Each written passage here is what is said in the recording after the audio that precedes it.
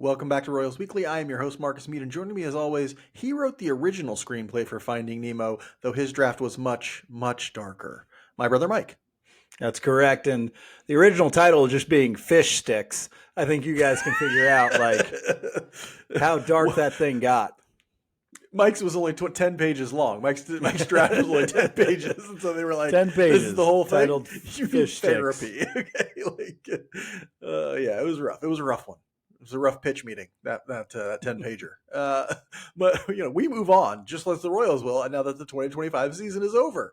On this week's episode of Royals Weekly, we're going to review that final week of the 2025 season, talk about the Angels and A's series. We're going to hand out some grades. No, we're not going to hand out grades. We're going to hand out superlatives for the 2025 season. Originally, I thought we might do grades, but now I like superlatives better. And so we're going to do that during our Spotlight segment. And then because there's no games to preview, we're going to look ahead to the offseason during our preview segment. Some of you may be anticipating our season's end recap of our season predictions, where we go back over the season predictions. We're going to do that next week, in next week's episode, as our sort of final weekly episode of the season next week. Okay, so if you're anticipating that will happen next Monday. Okay, that episode will come out next Monday. But if you want to hear from us during the week, you can always become a paid subscriber to the Royals Weekly Substack. We'll be coming out with a midweek episode this week.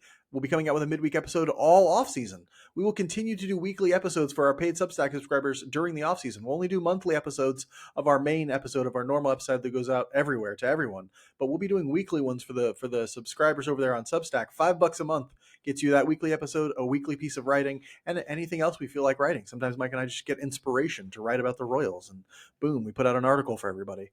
So make sure you're subscribing to that if you would like to support the show. royalsweekly.substack.com. Please do that. Please also go rate and review us on Apple Podcasts and all the other things. We'd love to get a review to end the season. If you're feeling generous, go ahead and give us an Apple Podcast review. We'll read it next week on the show. Rush in there. Everybody get your Apple Podcast reviews in, but also 5-star ratings everywhere you can. We really appreciate it.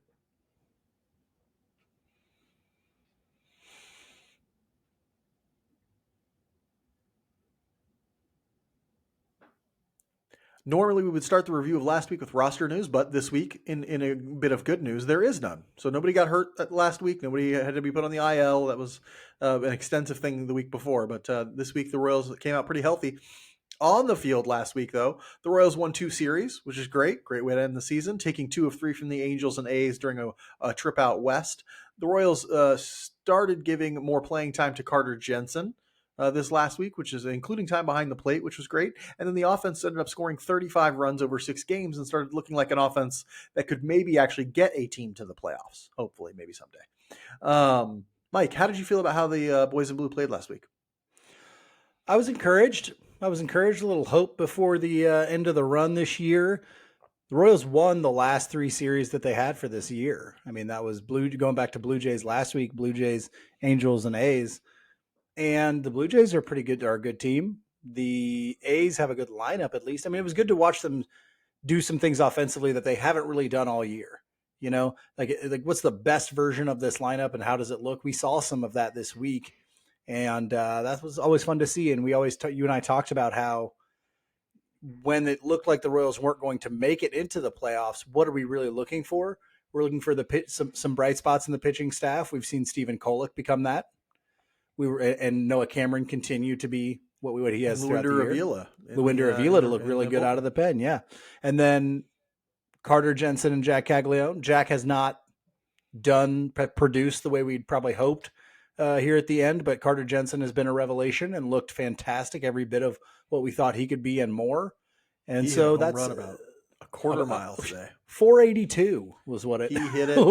When I saw it, I was like, I don't think anybody can hit a baseball better than that. And of course, because it's a AAA park or some janky place, it goes back behind some trees. You can't even see the damn thing. It's like it's rolling around in the parking lot. Which is fantastic for him. It was great. Man, he hit that thing. He had a day. I mean, that was great, but he hit the ball in other appearances too. That was one of 3 hits. Boy, I tell you, the home runs that they hit, Yaz had 2 today. And the one that he hit, you could tell those guys take good plate appearances because the home runs they hit were middle, and just like fat, juicy pitches. And it was good to see him take advantage of that. And so, yeah, overall, really happy. And we didn't even bring up Cole Riggins. I mean, he Mhm. was so good today. So, yeah, great week to end on. Yeah, I felt like the Royals were trying some things out this last week as they sort of knew that they were no longer in contention. They were trying out different kind of lineups. We saw Michael Garcia get a lot of time in the leadoff. We saw more of Carter Jensen, trying him at different spots in the lineup. We saw him catching more, which is something that I think they're trying out to sort of see like what's the rotation going to look like between him and Salvador Perez next year. Because with what he's done in his time in Major League Baseball here, I don't think there's a chance you're going to be like, all right, he's not going to make the major league team next to start next season. I don't think that's going to happen. I think they're going to keep him in Major League Baseball and hope that great approach, that power potential, and his good his catching behind the plate can take us to even a bigger step forward. We'll see. So yeah, it was great to see them try some different things. I saw some stuff I really liked out there. I got more comfortable with Michael Garcia in the leadoff, seeing him do that successfully a couple times. And so yeah, that was great to see. Hopefully they're thinking 2026 already. Mike, because they went 4-2, it was a winning week for the Royals. Had to have some strong performers if teams are going to win. Who was a strong performer for you last week? This one was so hard because I wanted to go with Carter Jensen, but I figured we'd be talking I about him thought at about some it point too. and things like that. Bobby, he had a good week too, but I went with Cole Riggins because though they didn't let him go deep, he was about as dominant as you can be for the time he was in there in both games. He pitched twice. Today, he went like 4 1/3, I think. He had 8 strikeouts in 4 innings. And it was like, and then that was probably not even the best one. The last one against the Angels, when he gives up the only thing he gives up is that 2-run home run to Teodosio or whatever his name is. Uh, but I mean, it just looked like he was absolutely dominating that lineup. And I haven't had a chance to look at the pitch data from today's, but the one from from the Angels series were unbelievable. I mean, you're looking like every fastball was 17 plus IVB. The changeup, horizontal movement on the changeup was just out of this world, which makes it extremely effective against righties. And you just saw guys looking silly up there when he was in there. So 9 1/3 this week for him total. 2 earned runs, that 1 home run that he gave up, and 2 walks to 18 strikeouts. He was averaging almost 2 strikeouts an inning. Incredible for a starting pitcher. Incredible for anybody, but incredible for a starting pitcher especially. Hopefully he can stay healthy over the offseason, have a normal offseason, and come back ready to go a decent number of innings next year. I think they'll be a little careful with him, but I think 150. I Like think you're hoping for that's something like kind of 150 innings. Yeah. Now that's kind of the sweet spot. they'll have to sort of manage it if they're thinking like, well, we're going to make the playoffs, because then they're going to have to ask him to go into the playoffs and pitch a They're little bit deep more. enough to And do so that though, probably. they really are 6-man rotation kind of thing, or something to help guys get a little more rest. Skip guys starts. That's I'm a my big fan of thought. that. That's Skip my guys, favorite yeah. approach. Give Is them all get 2 a weeks. spot starter up every once in a while. That sort of thing. We'll see. My strong performer was neither Cole Riggins nor Carter Jensen. I went with Mike Yastrzemski. I think it makes sense to give him this because he had a great week. He went 6 for 18, 1 double, 2 home runs today, 3 RBI, 7 walks, only 3 strikeouts, and a stolen base. He was everything the Royals could have even hoped for when they traded him. He has been for them this season. I mean, the offense looks entirely different with him serving a significant role and oftentimes leading off. And getting to watch him take plate appearances, it can't be a coincidence that when he came over, the approach of the entire team shifted. Now, some of it's just like personnel, and some of it's just having Yastrzemski in the lineup.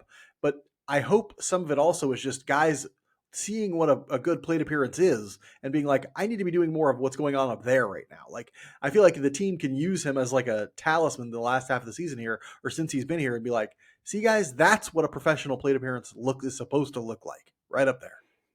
And I'm glad that you brought that up because I wanted to say this before we get into the offseason. I see it as there is absolutely no reason why you don't at least try to bring Mike Yastrzemski back. I know you're looking for probably somebody who's going to be more productive from the right, from the right side, and who's going to give you maybe more power outcomes or whatever. And maybe you think Michael Garcia can hold down the leadoff spot by himself. Fine, I'm okay with that too. This guy did absolutely. If this is your 4th outfielder, you're doing great. He's a versatile guy. He can play either corner, and he's always going to give you a good plate appearance. He even gave a little power too. And so, like, I see absolutely no reason. Now, he may have played himself into more money than what you want to pay him, as another team may see this and try to do the same thing. But if not, if there's no real interest in Mike Yastrzemski, you got to try and get him back here. That would be excellent. And they're a team that carries a lot of versatile players defensively. It's okay then to have a fourth outfielder who maybe Doesn't don't play really center, want maybe, center yeah. field, right? Like, and Yeah. that can be okay, especially if he's offering you some other value offensively and things like that. And they played him in center field during this last stretch since Isabel's been injured. I'm sure his numbers don't look great out there, but he's not embarrassing himself out there. Sorry, I just gave my strong performer. What about weak performers, Mike? We got to talk about some guys who didn't do so great last week. Yeah, I'm going to go with Jack Caglione. They kind of pulled back on playing him as much. He was 0 for 9 this past week, 1 walk and 4 strikeouts. Not a lot. Didn't quite fill up the stat sheet for me to mention there. This is a huge key to the Royals offseason. Jack Caglione is a huge key to the Royals offseason. If he comes back and is as productive as you think he can be. And we've talked about the bad luck that Jack has had since he's been in Major League Baseball, but you got to produce at some point. That bad luck at some point has to turn around and it has to turn into production. If that does happen and he does it to the level we think he can, this is a whole different lineup next year. Completely different. I mean, you're talking about with Jensen and now Vinny and Michael looking like they've turned corners. It's a whole different ball game. If he doesn't, your ceiling is somewhat limited. And it just puts so much more pressure on anything you're going to do in free agency. Like, if he doesn't hit, your free agent hitter has to really just dominate, or whatever bats you bring in have to dominate, because you need him to lengthen your lineup. You need Jack Caglione to lengthen your lineup. And it needs, right now you're talking 5 guys maybe you count on. You'd love it if you could have a 6th in Caglione. The 0 for 9 is bad. The 1 walk 4 Ks isn't good.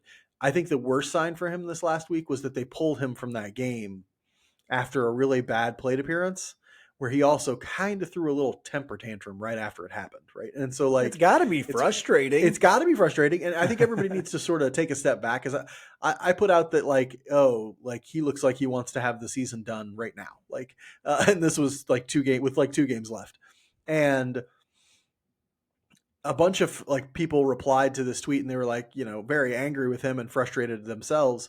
And I sort of have to ask people to like take a step back and remember that, like, if he were still in the minor leagues right now and crushing, we would have considered this an extremely successful season for Jack Caglione. The problem is he just progressed a little too far, right? Like, so he's still young. We got to give him the time he really needs and deserves before we sort of get on him. He's still young. His emotions still control him some of the times. That's going to happen when you're 23 years old. That's just a thing.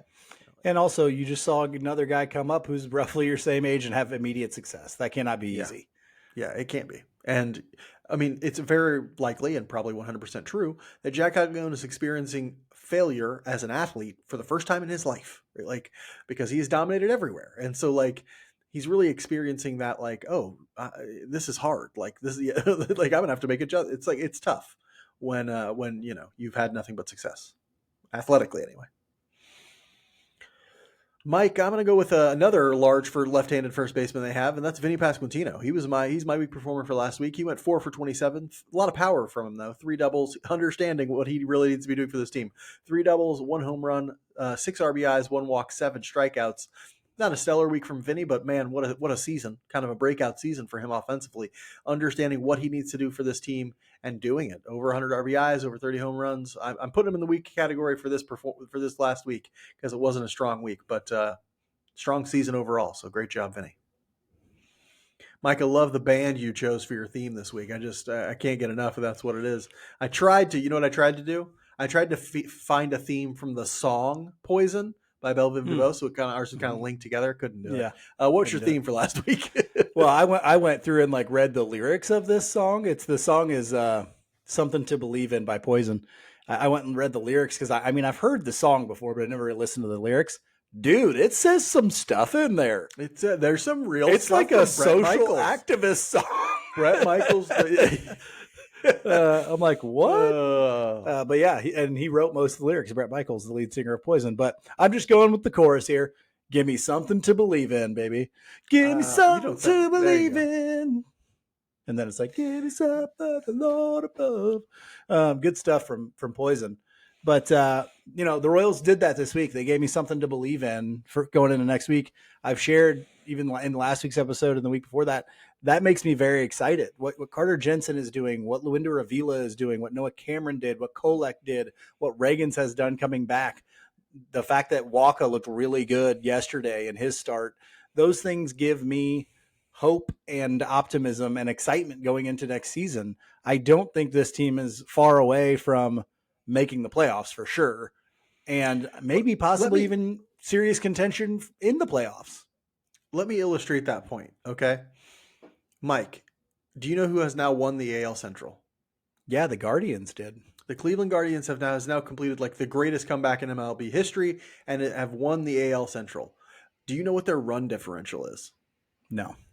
It is -6. Ooh. They have allowed more runs than they've scored. It was -7 coming into today. They won by 1 run today. They are -6 in run differential, and they have won the American League Central. I haven't looked updated, but a couple days ago I looked at the Tigers' run differential. You know what it was? No. +68. Okay. Do you know what the Royals was? The Royals coming into today was +7. They won by what? 7 runs today. 7. They're +14. The Guardians are third in run differential in the AL Central, and somehow they have managed to win it. A lot of this is just luck, people. A lot of this is just good fortune working out for you. And so maybe next year the Royals catch some of that, and that coupled with their talent gets them into the playoffs. You know what I'm saying? Anyway, I'm going with a theme from another band that isn't a hair band, but maybe tried to get on that bandwagon like right at the end there. You know, They're better than they a have hair band. they're better than a hair band. They're also Stadium Rock legends. REO Stadium Speedwagon. Rock legend. Yeah. And this is their like second era after their sort of original songwriter took off. They started doing a lot more poppy, ballady, power ballad kind of things, and they came out with this brilliant, brilliant song. I forget the name of it. I think it's probably just "Keep on Loving You." But I'm just going with the big line from the chorus. Now that the season is over, that doesn't mean my interest stops. I'm gonna keep on loving you. You know, Great I'm going to keep on tune. loving Great you, tune. Royals. And I'll keep on loving you, Royals weekly weirdos. Not going to stop me. Me or REO Speedwagon.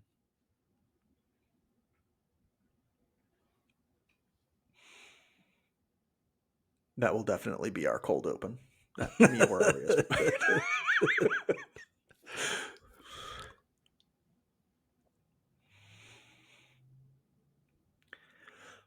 Royals Weekly is brought to you by Eric Oxer of West USA Realty. Do you have the same fantasy we do, retiring to a land of eternal summer? If so, you need to call Eric Oxer of West USA Realty pronto. He can help you transition to a lovely home in the Phoenix area and a life of fun in the sun. All you need for life of fun in the sun is sun, booze, and a crap load of SPF 50. Yeah, because you don't want For to the burn that bald spot. Yep. Eric was one of the top real estate agents in the Phoenix area to end 2024 because he gives all of his clients a personal experience focused entirely on their needs. With Eric Ocher at West USA Realty, it's not about him. It's about you. He's there to listen to you, work for you, and guide you through the ins and outs of buying and selling in the Phoenix area. The hard part is finding a house close enough to Chili's so you can walk there, but more importantly, walk back. We don't drink and drive, people. We don't drink and drive. We don't drink and drive. You love those 2-for-1 margs that they got, you know. Find Eric Oxer of West USA Realty online at ericoxer.com. That's ERICKAUXIER.com. Or just give him a call or shoot him a text at 480-383-9745. That's 480-383-9745. If you're at all interested in what a life in the Phoenix area might hold, let him make the experience all about you.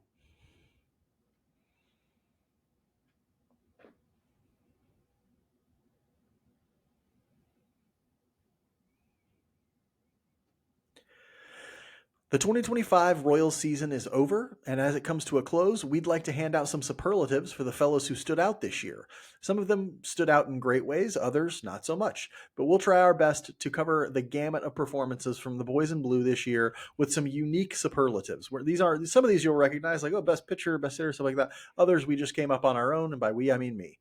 Let's start with most surprisingly positive season, Mike. Who in your mind surprised you with the positive force in the team this year? First, I did not know that is how you spell the word gamut. Yeah, that's a tough one.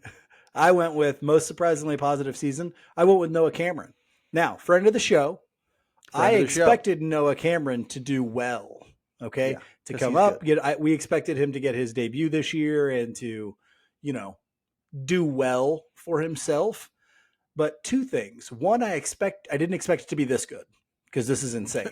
He had a fantastic season. You can't really expect that. Maybe for Paul Skeens when he came up, but other than that, nobody's expecting it. So I didn't expect it to be this good. And secondly, I didn't expect it to be in this way. And so we've already seen him kind of strike out higher numbers. I thought that the stuff would have to play up enough so he could keep those strike up numbers up.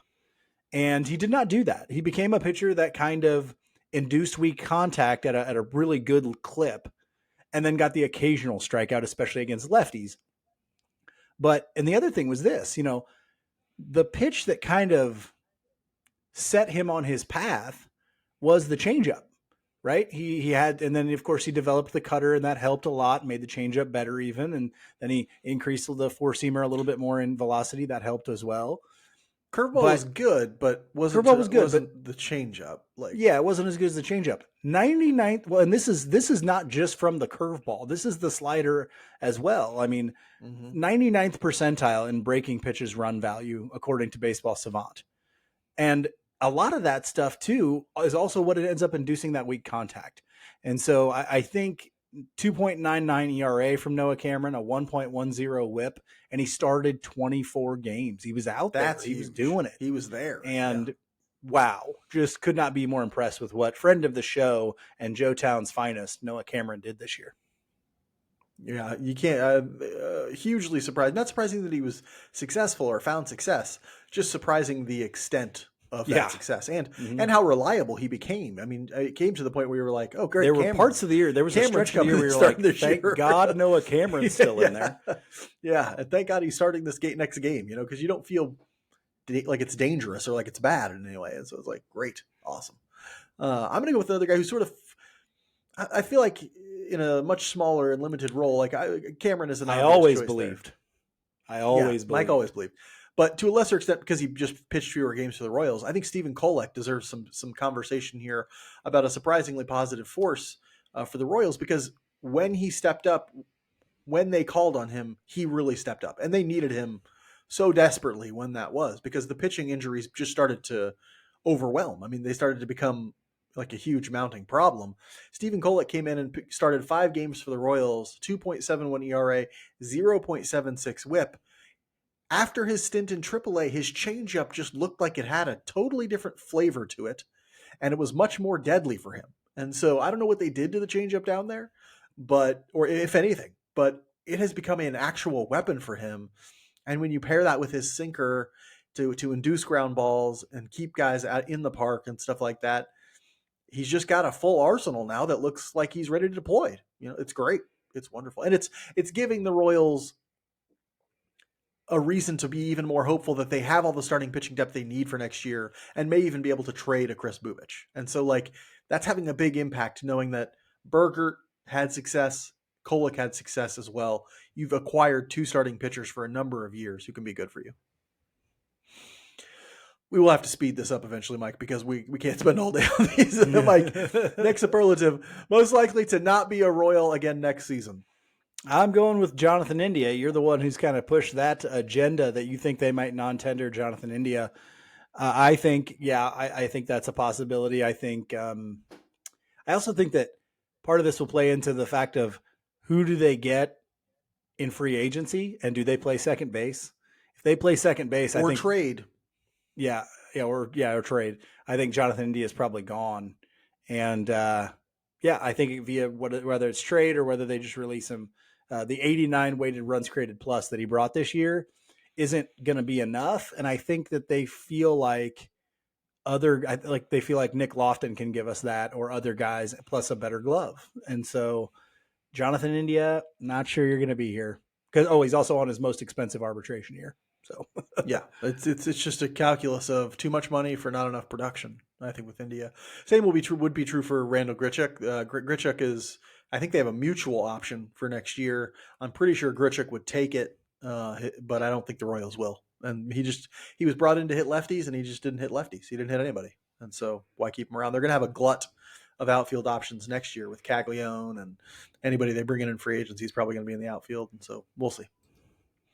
Mike, best plate appearances from the Royals. I'm going with Yaz. We talked about it. Mike Yastrzemski changed the offense when he arrived. I mean, it was completely different. I give credit to both JJ and Q for taking the chance on letting him lead off, saying you automatically take the best plate appearances that we have on this team for a guy that was likely kind of on his way out in San Francisco. I mean, and it was really a last-minute trade. JJ's come out and there was 30 minutes till the deadline before we even had a conversation about Mike Yastrzemski. And I mean, Yaz was a guy who couldn't get playing time. I mean,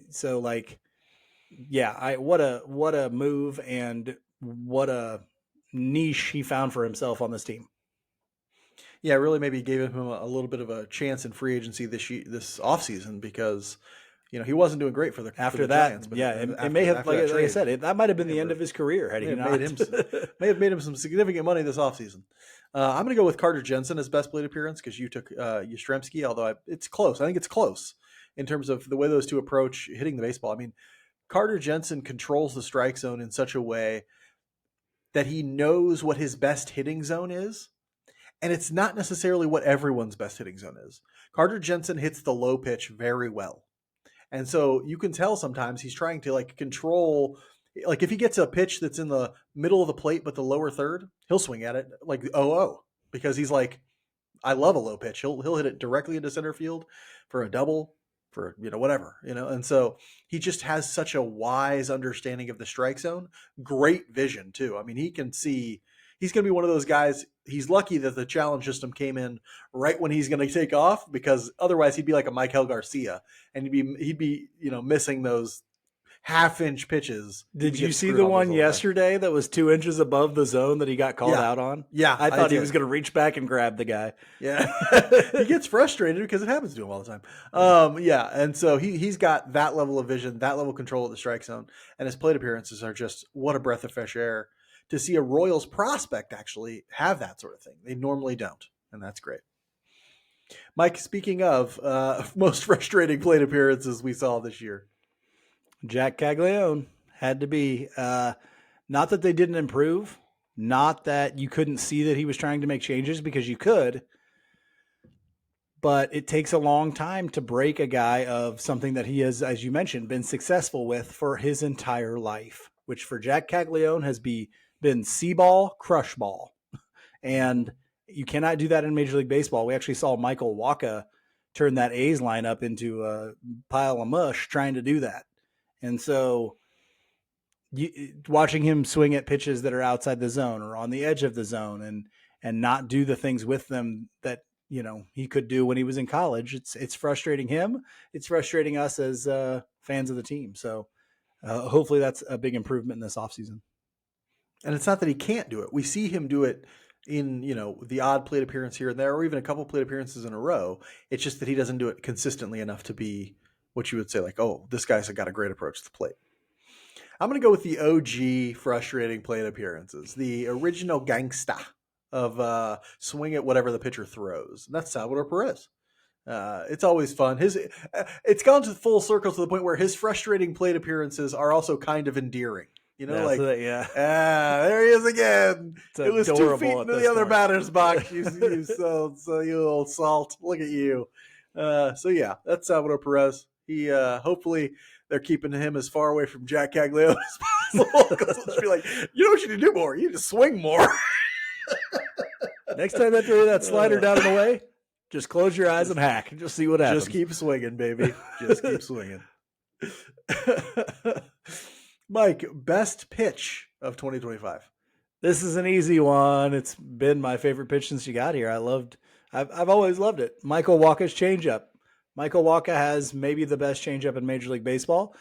According to Baseball Savant, it is the best changeup in Major League Baseball. It's the best off-speed pitch. Plus 18 run value on that. It is the 100th percentile. He is just fun to watch him put a masterclass on. We saw it yesterday. The great example, I think there were two guys on. Nick Kurtz was up there. I think there were two guys on, a guy on first, a guy on third. And Wacha throws him this 79 mile per hour goofball changeup. And it ends up almost out of the zone, down and away to Nick Kurtz, and he hits a lazy fly ball to right field. And that's the thing. It probably started at his throat.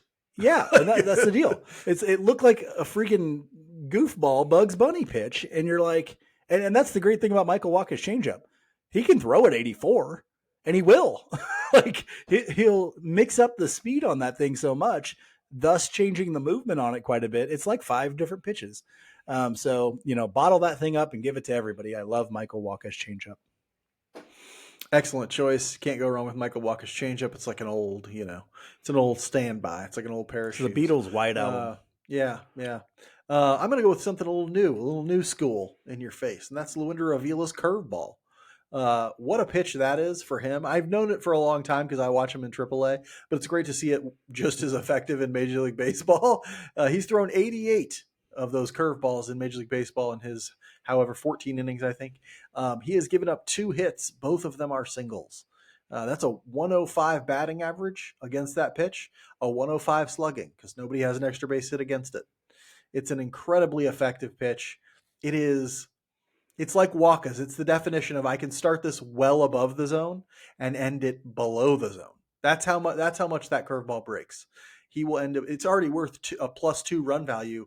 He's only pitched 14 innings. Like if he pitched, an entire season, let's extrapolate. You all do the math, but that would be unbelievable. It'd be unbelievable, right? And that's how good his curveball is. And you can see him, they're using it very wisely too. Like he'll go to it when he's in trouble, when he needs something, he'll go to it, and he's locating it well enough to really take advantage. It's been great to see him have success and use that curveball doing it. All right, Mike, let's get to those regular superlatives. Who's your rookie of the year this year? Had to go with Noah Cameron. We've already talked about how good the year was on. Friend of the show. Real stalwart for the rotation this year. Deserves to get rookie of the year votes in all of Major League Baseball in my opinion. Yeah. Like really deserves to, I think, and so hopefully he does. Just to be different, I'm going to go with Luinder Avila. I of course think Noah Cameron deserves it, but you've already given it to him, so I'm going to go with Luinder Avila because I think he deserves some notoriety as well. 1.39 ERA, 2.01 expected ERA in those 14 innings pitched. What a season he's having, and another guy who's giving them hope that the depth in the rotation might be there because he's actually a starter. And so they might even see that as more depth. Mike, what about pitcher of the year? I went with Michael Wacha. I feel like he was the guy that provided the most stability in a year when the injuries piled up for this starting rotation. He made 31 starts this year. I think he missed most one in his career. Yeah, I think he only missed one. And, 3.86 ERA, fantastic year, 1.22 WHIP. He was exactly what you signed him for this year. Yeah. $16 million well spent, guys. I'm going to go with Chris Bubich, who I think, the one knock against the year that he had was that he didn't quite get the number of starts. You would have been like, yeah, if he makes 28 starts, I'll give it to him over Wacha easy, right? But he only made 20 starts. But he gave him 116 and 1/3 amazing innings. He had a 2.55 ERA, a 3.13 expected ERA, and remember made the All-Star team. Coming into the year, people were like, should they do this? Like he was successful as a reliever, just leave him in the bullpen. He came out and just showed everybody, nope, way more valuable if he can throw 116 very good innings. And so that's what he did this year. And it also probably increased his trade value tremendously. And as a result, the Royals may have the option to get something in return for him. Mike, it seems odd to give this because you just gave it to the same person who's our MVP, but who are you giving hitter of the year? Bobby Witt Jr. I don't play around with this stuff. I don't play around. I thought you might. He's the best hitter on the team. I thought you might treat it like the way they treat offensive player of the year and MVP in the NFL, where like they give the offensive MVP to somebody who's not a quarterback, and then the best quarterback wins MVP. Exactly. I don't do that shit. There can be an MVP that's not a quarterback. There can be a best offensive player that's not a quarterback. I'd be giving it to a left tackle or a center every year for best offensive player of the year, and maybe MVP too.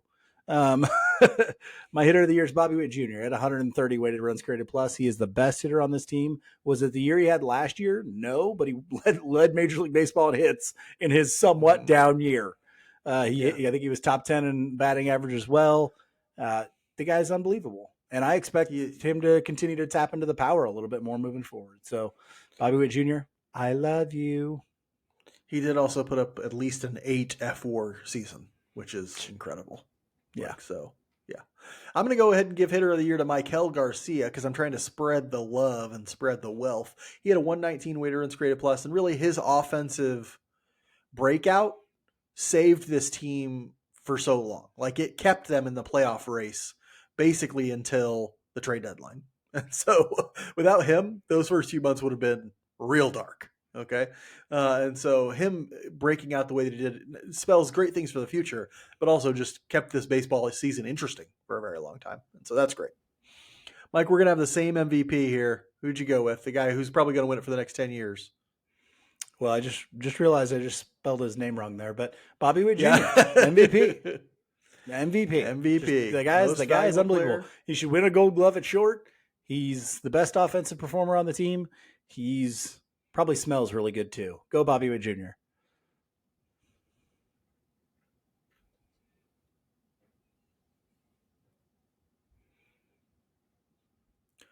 Royals Weekly is brought to you by All in Physical Therapy, who are happy to announce that they now offer strength and conditioning programs for youth athletes who want to gain an edge on the football field, basketball court, or baseball field.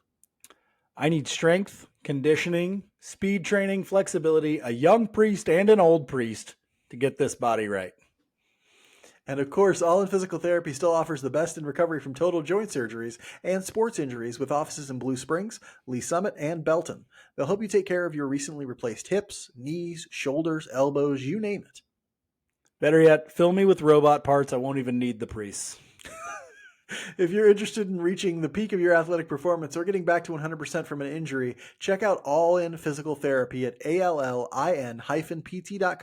That's allin-pt.com. Or give them a call or shoot at 816-427-5300. That's 816-427-5300.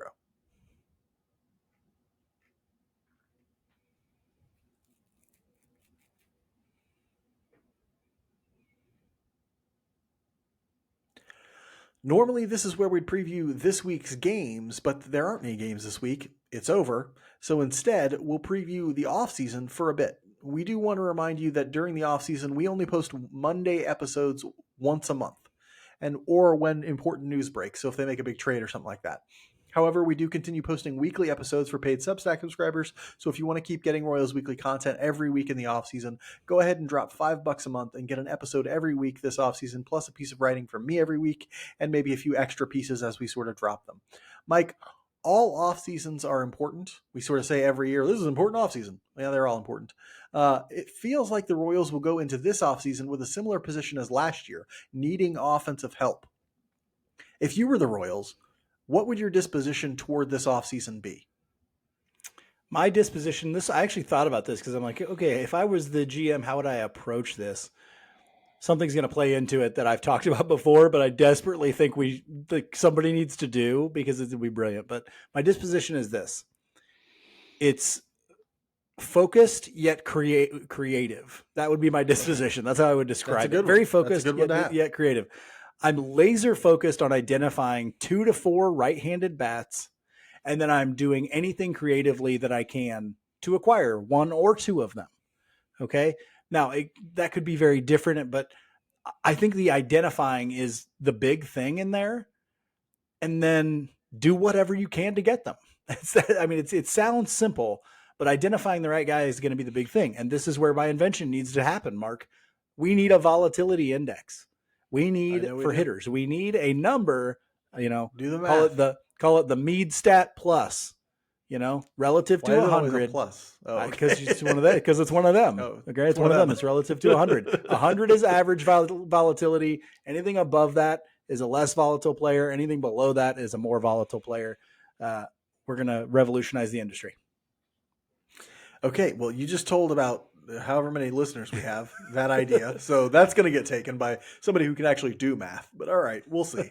Uh, I'm going to show some urgency. That's my disposition towards the offseason. I think the market outpaced them last year. I think it passed them by. I think they wanted to play for it's if they know here's what I'm thinking, like if they know they're not going to actually play for guys like Anthony Santander like last year, they probably thought they were in that, but you look at their number, it was way less than he got elsewhere. And so like they got to know, like, either you're going to be aggressive and go after the guys you want, or you're going to hang back in the market, right? And wait for like whoever's left basically. I think they got to be more aggressive this year. I think they got to get out in front of the market. They got to maybe overpay a little bit, not a lot, but a little bit to get the person that they want, right? Like, and so I think they got to be a little bit more aggressive, a little less passive, show some urgency in this offseason. That is the disposition I would have towards that. That includes trades too. That's not just free agency. Like, I'd be aggressive in trying to think about trading India if somebody will take him, or Chris Bubich if I like the value. I heard real quick. I heard somebody propose trading Blake Mitchell to get somebody yeah. Okay. All right. Yes, I would. Because Carter Jensen's there. It looks like he's maybe going to be secure. Right. If you like what you have there, are you willing to give up Blake Mitchell? Right. You also have Ramon Ramirez and Hung Chin-Om, and that you have other catching prospects as well. And so, yeah, I think that it makes a little sense if the offer is right. If it's like, we'll give you, I mean, it would have to be a lot, obviously, to get him. You know, I would need somebody who's got 6 years of control, basically. But yeah. Mike, obviously people want to see the offensive improvement. That might include adding players. It might also include replacing the hitting coach and the hitting staff. Which of those two do you think would have the greatest impact? This is probably the toughest question for me to answer, because you're talking about the impact of maybe one, what you would call impact bat, right? Versus the impact of adding a little bit to several different players, you know, a little bit of value over the course of a season. Maybe. Yeah. If the guy's better, if you like what the guy does. I've always been the kind of guy that felt players had a bigger impact than coaches in baseball. And so I'll go with a player. If you can add those things, I think that's the priority here. Replacing the hitting coach or the hitting staff, I'm for that as well. And it's not because I necessarily think Alex Zumwalt isn't any good. I think he's not what these guys need right now. You know, these guys need somebody who has a little bit different philosophy when it comes to hitting, especially the guys that are a little bit younger. And I think the skills they need to develop just aren't his forte right now.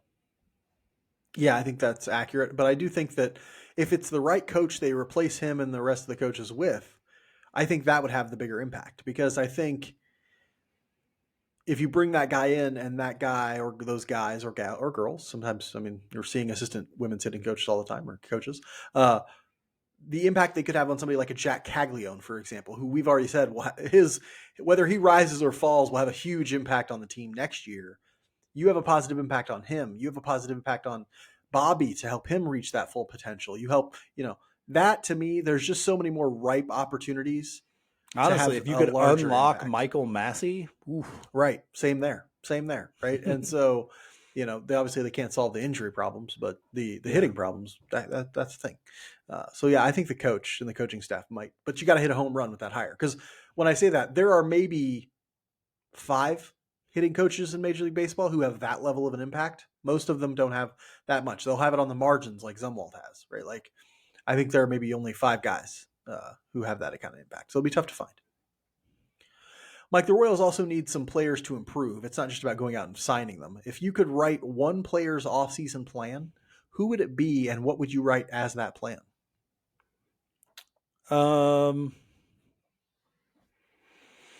That is a hard question. Jack Caglione, we've already talked about that with a bullet, right?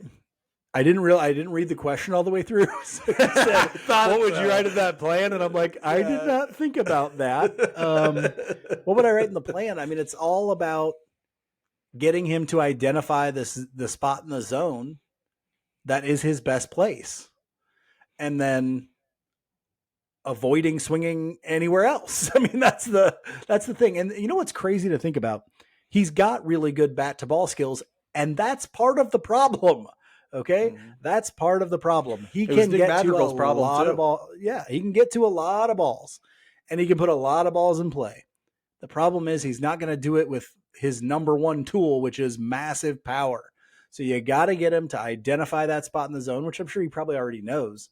What do you do to get him to stop swinging on the edges? That's everything. And so that's what I'm addressing.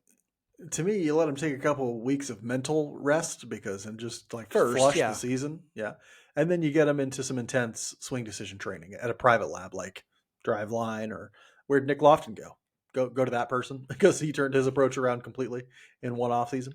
That's what they need. They need him to turn his approach around completely in one off season. It's tough to do, but that's what will be the best for him, and that's what will be the best for the team. Speaking of Nick Lofton, he's the guy I would be writing a plan for, and it's all about bat speed training. I'd be sending him to Driveline like Vinny goes to help his bat speed training. Right now, he's in like the 10th percentile, and it's like 69 miles per hour as a bat speed. If he can get up to 71, he's got a chance to make a real impact as a very least a rotational player, and I think could make a great 25th, 26th guy on the roster.